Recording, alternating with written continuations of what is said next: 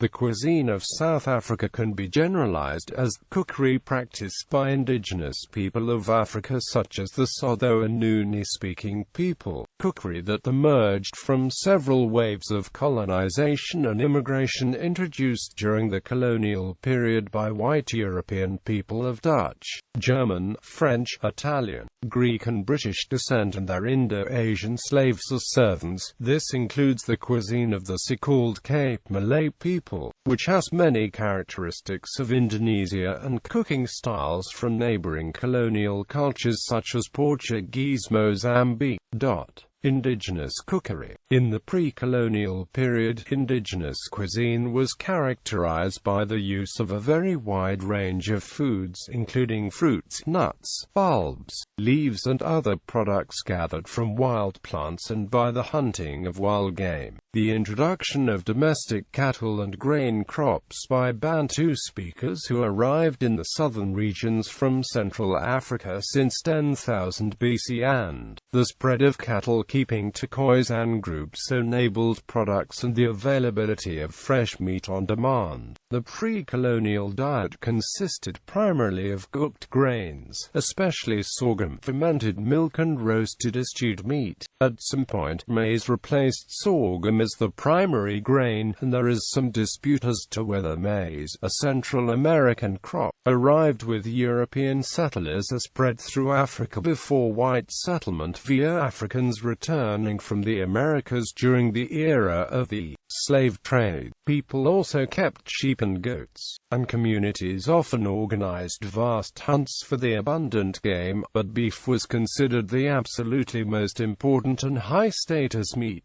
The ribs of any cattle that were slaughtered in many communities were surprised that they were offered to the chief of the village. In many ways, the daily food of South African families can be traced to the indigenous foods that their ancestors ate. A typical meal in a South African family household that is Bantu-speaking is a stiff, fluffy porridge of maize meal with a flavorful stewed meat gravy. Traditional rural families often ferment the pap for a few days, especially if it is sorghum instead of maize, which gives it a tangy flavor. The Sotho Swana call this fermented pap ting. The vegetable is often some sort of pumpkin, varieties of which are indigenous to South Africa, although now many people eat pumpkins that originated in other countries. Rice and beans are also very popular even though they are not indigenous. Another common vegetable dish, which arrived in South Africa with its many Irish immigrants, but which has been adopted by South Africans, is shredded cabbage and white potatoes cooked with butter. For many South Africans, meat is the center of any meal. The Khoisan ate roasted meat, and they also dried meat for later use. The influence of their diet is reflected in the common Southern African love of barbecue and biltong. As in the past, when men kept cattle as the prized possession in the rural areas, South Africans have a preference for beef. Today, South Africans enjoy not only beef, but mutton, goat, chicken and other meats as a centerpiece of a meal. On weekends, many South African families have a braai, and the meal usually consists of pap and vleis, which is maize meal and grilled meat. Eating meat even has a ritual significance in both traditional and modern South African culture. In Bantu culture, for weddings, initiations, the arrival of family members after a long trip and other special occasions, families will buy a live animal and slaughter it at home, and then prepare a large meal for the community and neighborhood. Participants often say that spilling the blood of the animal on the ground pleases the ancestors who invisibly gather around the carcass. On holiday weekends, entrepreneurs will set up pens of live animals along the main roads of townships, mostly sheep and goats, for families to purchase, slaughter, cook and eat. Beef being the most prized meat for weddings, affluent families often purchase a live steer for slaughter at home. Vegetarianism is generally met with puzzlement among black South Africans, although most meals are served with vegetables such as pumpkin, beans and cabbage. Settler cookery. Huguenots brought wines as well as the traditional recipes. During the pioneering days of the 17th century, new foods such as biltong, dro wors and rusks evolved locally out of necessity. Cape Dutch, a very distinctive regional style of South African cooking, is often referred to as Cape Dutch. This cuisine is characterized by the use of spices such as nutmeg, allspice and chili peppers. The Cape Dutch cookery style owes at least as much to the cookery of the slaves brought by the Dutch East India Company to the Cape from Bengal, Java and Malaysia as it does to the European styles of cookery imported by settlers from the Netherlands, and this is reflected in the use of Eastern spices and the names given to many of these dishes. The Cape Malay influence has brought spicy curries, sambals, pickled fish, and variety of fish stews. Barboti is a South African dish that has Cape Malay origins. It consists of spiced minced meat baked with an egg-based topping. Of the many dishes common to South Africa, barboti is perhaps closest to being the national dish, because it isn't commonly found in any other country. The recipe originates from the Dutch East India Company colonies in Batavia, with the name derived from the Indonesian barbotok. It is also made with curry powder, leaving it with a slight tang. It is often served with sambal, a hint of its origins from the Malay archipelago. Indian cookery. Curried dishes are popular with lemon juice in South Africa among people of all ethnic origins. Many dishes came to the country with the thousands of Indian laborers brought to South Africa in the 19th century. The Indians have introduced a different line of culinary practices, including a variety of sweets, chutneys, fried snacks such as samosa, and other savory foods. Bunny chow, a dish from Durban consisting of a hollowed-out loaf of bread filled with curry, has adapted into mainstream South African cuisine and has become quite popular. Beverages. Beer has been an important beverage in South Africa for hundreds of years among indigenous people long before colonization and the arrival of Europeans with their own beer drinking traditions.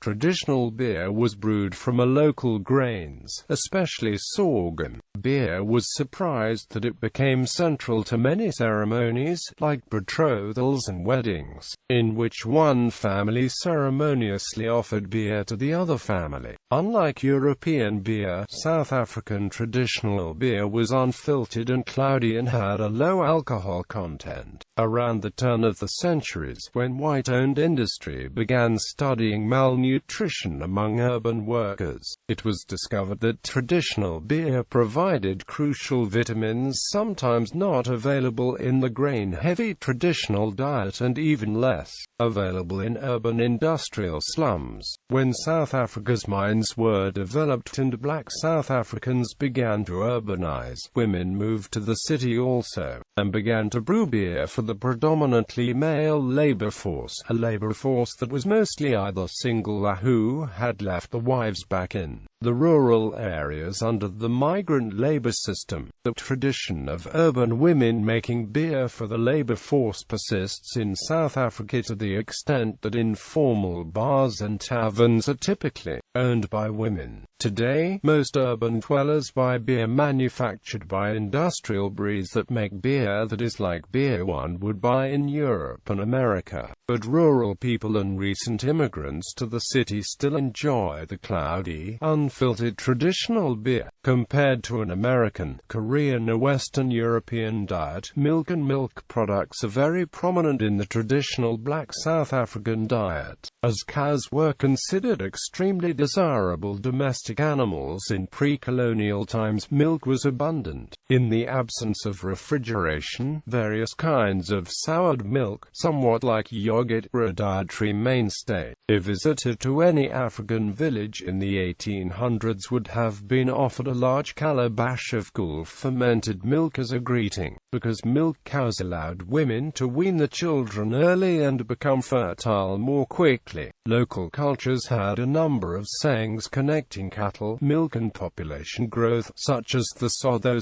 Banana saying, cattle beget children. Today, in the dairy section of South Africa's supermarkets, one will find a variety of kinds of milk, sour cream, and other modern versions of traditional milk products.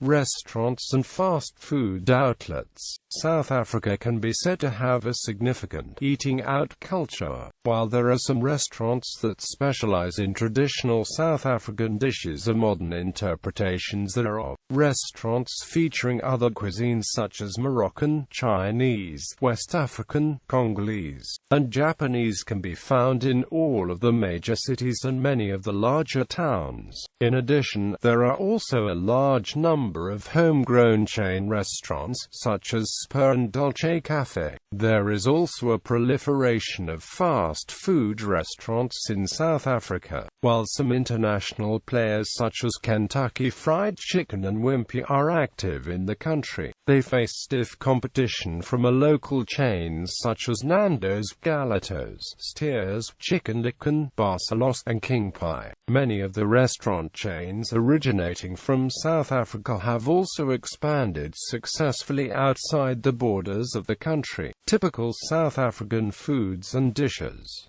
Amazi, sour milk. Biltong, a salty dried meat, although the meat used is often from different types of antelope or other venison. Biryani, barboti, a dish of Malay descent, is like meatloaf with raisins and with baked egg on top, and is often served with yellow rice, sambals, coconut, banana slices, and chutney. Boba is a traditional Cape Malay sweet milk drink, made with vermicelli, sagard, sugar, and flavored with cardamom, stick cinnamon and rose water. Boerewors, a sausage that is traditionally fried.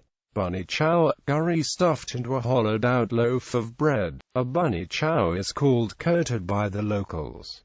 Chakalaka, a spicy South African vegetable relish. Chutney, or blajang, a sweet sauce made from fruit that is usually poured on meat.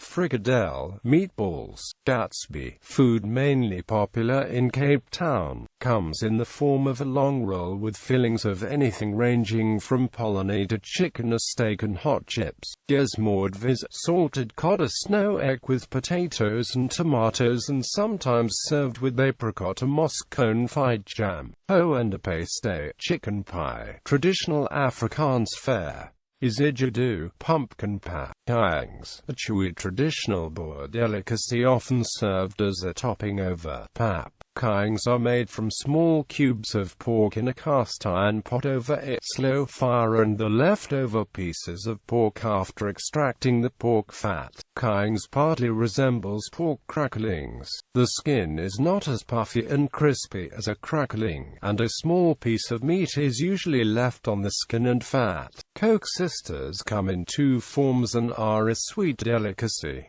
Afrikaans Coke sisters are twisted pastries, deep-fried and heavily sweetened. Coke sisters found on the Cape Flats are sweet and spicy, shaped like large eggs, and deep-fried. Kota skambana, a quarter of a loaf of bread usually stuffed with atchar, Russians and chips. Mafi, sour milk, often consumed with pap or drank alone.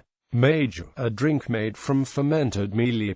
Malamogadu, a local dish equivalent of tripe. The locals usually enjoy malamogadu with hot pap and spinach. Malva pudding, a sweet spongy apricot pudding of Dutch origin. Marog, a spinach-like wild plant often seen by the casual observer as a weed of sorts. Traditionally boiled and served with pap, sometimes dried in small lumps for extended shelf life. The traditional Afrikaner Boer preparation usually incorporates either onion or potato or both. Mashonza, made from the mopane worm. Melktit, a milk-based tartar dessert. Melkos, another milk-based dessert, traditionally served as a standalone dish for supper and for lunch in some instances. Mealie bread, a sweet bread baked with sweet corn. Mealie meal, one of the staple foods, often used in baking but predominantly cooked into pap or futu. Monkey gland sauce. Ostrich is an increasingly popular protein source as it has a low cholesterol content. It is either used in a stew or filleted and grilled. Pampoenkoki's flour has been supplemented with or replaced by pumpkin. Some variants of the pampoenkoki are, among other, the patchkoki, tapakoki, rice koki, etc., where the pumpkin is replaced with either sweet potato or potato rice. The name of the fritter being derived from the vegetable being used. Pot brewed, savory bread baked over coals in cast iron pots. Pot jacos, a traditional Afrikaans stew, made with meat and vegetables and cooked over coals in cast iron pots. Rusks, a rectangular, hard, dry biscuit eaten after being dunked in tea or coffee. They are either home-baked or shop-bought. Samosa, or samosa, is a savory stuffed Indian pastry that is fried. Sampan beans, skilpagees, lamb's liver wrapped in netve and bride over hot coals. Smagwinia, fat cakes.